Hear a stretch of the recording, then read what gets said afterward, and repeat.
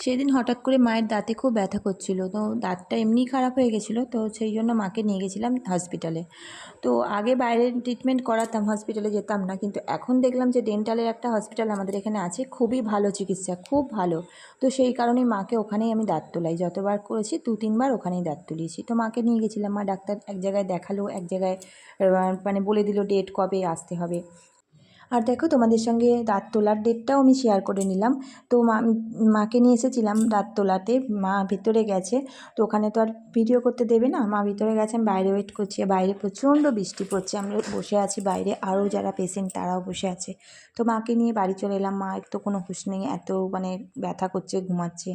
তো আমি এদিকে দেখো রান্নাটা শুরু করে দিয়েছি। রান্না সেরকম কিছু করব না, একটু মাছের ঝোল করব, ব্যাস, আর কিচ্ছু করব না।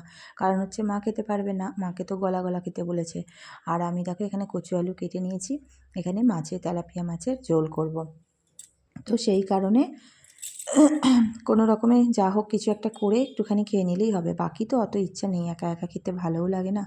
আর মায়ের কোনো সারা শব্দ নেই, ঘুমাচ্ছে না কি করছে, ব্যথা হচ্ছে মাঝে মাঝে, তো উঠে পড়ছে, যাই হোক মনটাও ভালো লাগছে না। তো সেই অবস্থায় খাওয়া দাওয়া ভালো লাগে না, তার উপর এত মেশিনের কাজ আছে, কখন যে কী করব জানি না।